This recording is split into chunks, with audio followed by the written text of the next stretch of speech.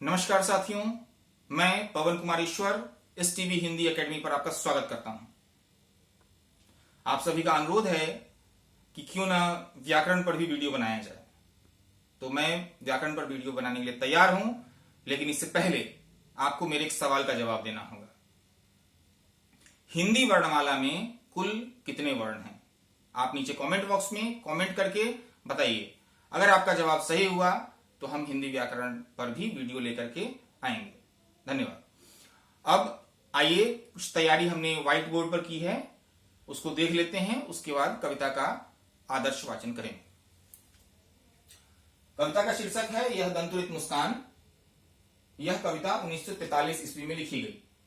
इसके कवि हैं बाबा नागार्जुन। इनका जन्म 1911 ईस्वी और मृत्यु 1998 ईस्वी में हुई। यह कुल 87 वर्ष जीवित रहे। अब कुछ शब्दार्थ है, इसको भी देख लेते हैं।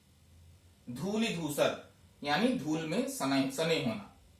गात शरीर, जलजात कमल, परस स्पर्श, पाषाण पत्थर, शेफालिका पारिजात, अनिमेष अपलक, इतर दूसरा, अतिथि यानी अभ्यागत या मेहमान, मधुपर पंचामृत, कनखी तिरछी निगाह से देखना, शबीमान यानी सुंदर। अब आइए कविता का हम आदर्श वाचन करते हैं। तुम्हारी यह दंतुरित मुस्कान मृतक में भी डाल देगी जान। धूलि धूसर तुम्हारे ये गात, छोड़ कर तालाब मेरी झोंपड़ी में खिल रहे जलजात। परस पाकर तुम्हारा ही प्राण पिघल कर जल बन गया होगा कठिन पाषाण। छू गया तुमसे कि झरने लग पड़े शेफालिका के फूल। बांस था कि बबूल, तुम मुझे पाए नहीं पहचान। देखते ही रहोगे अनिमेष, थक गए हो आंख लूं मैं फिर। क्या हुआ यदि हो सके परिचित न पहली बार। यदि तुम्हारी मान माध्यम बनी होती आज। मैं न सकता देख, मैं न पाता जान, तुम्हारी यह दंतुरित मुस्कान। धन्य तुम, मां भी तुम्हारी धन्य। चिर प्रवासी मैं इतर, मैं अन्य। इस अतिथि से प्रिय तुम्हारा क्या रहा संपर्क। उंगलियां मां की कराती रही हैं मुझ पर। देखते तुम इधर कनखी मार, और होती जब की आंखें चार। तब तुम्हारी दंतुरित मुस्कान मुझे लगती बड़ी ही शबीमान। तो ये कविता का आदर्श वाचन था। अब आइए इस कविता की सप्रसंग व्याख्या कर लेते हैं। इसकी व्याख्या करते हैं, इसके अर्थों को, अर्थ संदर्भों को समझने का प्रयास करते हैं। शब्दार्थ पहले मैंने बता ही दिया है, और शब्द के अर्थ को और तोड़ना होगा तो बीच बीच में हम तोड़ते चलेंगे। तुम्हारी यह दंतुरित मुस्कान। अच्छा, कवि के जीवन के बारे में समझ लीजिए। नागार्जुन के जीवन को समझना बहुत जरूरी है। इस कविता को समझने से पहले कवि का जीवन एक घुमक्कड़ी प्रवृत्ति का जीवन रहा है। एक इनके जीवन में कह लीजिए कि फक्करपन है। आज यहां तो कल वहां रहने वाली प्रवृत्ति है, और स्वभाव से ये क्रांतिकारी स्वभाव के भी हैं। इस कारण कई बार जेल भी जाना हुआ। तो जब ये कविता इन्होंने लिखी है तब 1943 ईस्वी का समय था। और 1943 ईस्वी से पहले क्या हुई? 1942 में भारत छोड़ो आंदोलन। तो अब अपने ही बच्चे से ये मिल रहे हैं, और अपना ही बच्चे से ये पहली बार मिल रहे हैं जब वो 6-7 महीने का हो गया है। यानी बाबा नागार्जुन क्रांतिकारी गतिविधियों में जरूर कहीं संलिप्त थे। इस कारण इतने दिनों बाद वो घर आए हैं।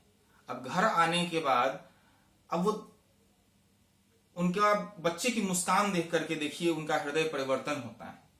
जब वो पाषाण हृदय की बात करते हैं, पाषाण की बात करते हैं, तो एक क्रांतिकारी का हृदय कठोर हो सकता है, जो अपनी मातृभूमि की सेवा में अपने परिवार, अपने सुख दुख सबको लुटा देता है। लेकिन वही क्रांतिकारी जब घर आता है और अपने बच्चे की छवि देखता है, उसकी मुस्कान देखता है, तो उस पर मोहित होकर के क्या कहता है, सुनिए। तुम्हारी यह दंतुरित मुस्कान मृतक में भी डाल देगी जान। बाबा नागार्जुन जब कई महीनों बाद घर वापस लौटे होंगे तो निश्चित रूप से वे थके होंगे, बेजान होंगे, निराश होंगे। तो ये मृतक शब्द उसी के लिए प्रयुक्त हुआ है। मृतक का अर्थ कोई मरा हुआ व्यक्ति नहीं, लेकिन बच्चे की मुस्कान में इतनी शक्ति होती है कि वह एक बेजान व्यक्ति में भी, एक निराश और हताश व्यक्ति में भी जान फूंक दे, उसको फिर से जगा दे, उसको ऊर्जामयी बना दे। धूलि धूसर तुम्हारे ये गात, छोड़ कर तालाब मेरी झोपड़ी में खिल रहे जलजात। तुम्हारा शरीर जो धूल से सना हुआ है, उसको देख करके मुझे ऐसा लगता है कि कमल जो है किसी तालाब में नहीं खिला है, बल्कि मेरी झोपड़ी में ही खिल करके प्रफुल्लित हो रहा है, उसका विकास हो रहा है। परश पाकर तुम्हारा ही प्राण पिघल कर जल बन गया होगा कठिन पाषाण। कवि कहते हैं कितना भी पाषाण हृदय व्यक्ति रहा हो, लेकिन तुम्हारे स्पर्श को पाकर के वो भी पिघल जाएगा, वो भी सब कुछ भूल करके और वात्सल्य रस से परिपूर्ण हो जाएगा। अगली पंक्ति पे आते हैं। छू गया तुमसे कि झरने लग पड़े शेफालिका के फूल, बांस था कि बबूल।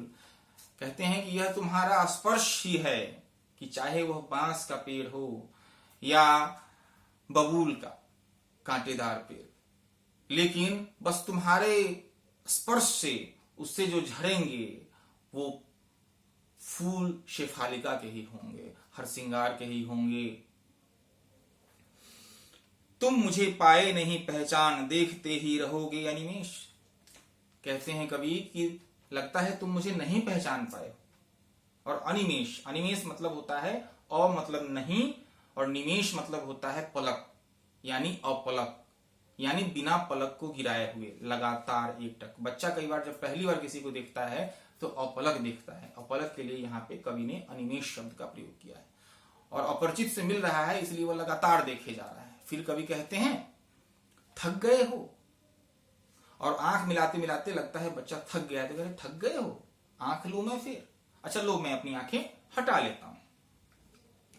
क्या हुआ यदि हो सके परिचित न पहली बार। कवि कहते हैं कोई बात नहीं, अगर पहली बार परिचय नहीं हो सका, अब तो मैं तुम्हारे साथ हूं, अब मैं तुम्हारे जीवन का हिस्सा हूं। हाँ, ये बात जरूर है कि आज तुम्हारी मां नहीं होती, तो माध्यम नहीं बनी होती, तो मैं तुम्हें देख भी नहीं पाता, तुम्हें महसूस नहीं कर पाता, और जान भी नहीं पाता कि तुम मेरे बच्चे हो। और तुम्हारी सबसे बड़ी बात कि तुम्हारी इस दंतुरित मुस्कान से परिचित नहीं हो पाता। दंतुरित का अर्थ होता है जब छोटे बच्चे हो जाते हैं, 6 से 8 महीने के होते हैं, तो उनके दांत थोड़े थोड़े निकल आते हैं। यानी जब कभी आए हैं तो इनका बच्चा कम से कम 6 से 8 महीने का हो चुका है। धन्य तुम मां भी तुम्हारी धन्य। फिर कवि कहते हैं कि इस सारी कहानी में चिर प्रवासी मैं इतर मैं अन्य, तुम भी धन्य हो, और तुम्हारी मां जिसने मेरी अनुपस्थिति में तुम्हारा लालन पालन किया, तुम्हें इतना हष्टपुष्ट और स्वस्थ बनाए रखा, दोनों धन्य हैं। मैं ही इस खुशी से महरूम रह गया, मैं ही चिर प्रवासी हो गया, मैं ही किसी कारण से दूसरा हो गया, जो कि मैं भी इसी घर का सदस्य था। इस अतिथि से प्रिय तुम्हारा क्या रहा संपर्क, उंगलियां मां की कराती रही हैं मधुपर्क। और इसमें तुम्हारी गलती भी क्या है? ठीक ही है, तुम मुझे नहीं पहचान पा रहे हो, क्योंकि इस अतिथि से तो तुम्हारा संपर्क ही नहीं हो पाया अब तक, और आज तक तो मां की उंगलियों ने ही तुम्हें मधुपर्क का सेवन कराया है। वैसे मधुपर्क का अर्थ, शाब्दिक अर्थ है पंचामृत। पंचामृत में दूध, घी, दही, शहद और जल का मिश्रण होता है, 5 अमृत होता है। लेकिन यहाँ पंचामृत से, मधुपर्क से कवि का अर्थ है कि तुम्हें वात्सल्यपूर्ण जो स्नेह और ममता जो मिला है वो सिर्फ मां के द्वारा मिला है, पिता के द्वारा नहीं मिला है। मैं कहीं ना कहीं इस मामले में अभागा रहा हूं, लेकिन अब कोई बात नहीं है, मैं आ गया हूं। देखते तुम इधर कनखी मार और होती जब की आंखें चार। तुम जब इधर देखते हो और जब हमारी आंखें चार हो जाती हैं तो फिर और उससे भी ज्यादा मनोहर दृश्य यह होता है कि तब तुम्हारी दंतुरित मुस्कान, जब हमारी आंखें मिलती हैं और उसके बाद तुम्हारे चेहरे पे जो हल्की सी मुस्कान आती है, और मुस्कान कैसी है, दंतुरित है, यानी तुम्हारे जो छोटे छोटे दो दांत हैं उसके साथ जो तुम्हारी मुस्कान होती है वो हमारे हृदय को, हमारे दिल को बहुत ही सुंदर लगती है, हृदय को स्पर्श करने वाली है, मर्म स्पर्शी है। यहाँ पर आकर के हमारी यह कविता और इसकी व्याख्या खत्म हो जाती है। आप लोगों से अनुरोध है कि वीडियो पसंद आए तो इसे लाइक कीजिए, शेयर कीजिए, सब्सक्राइब जरूर करिए चैनल को, और इससे हमारा मनोबल बढ़ता है और आगे भी वीडियो बनाने की प्रेरणा मिलती रहती है। धन्यवाद, नमस्कार।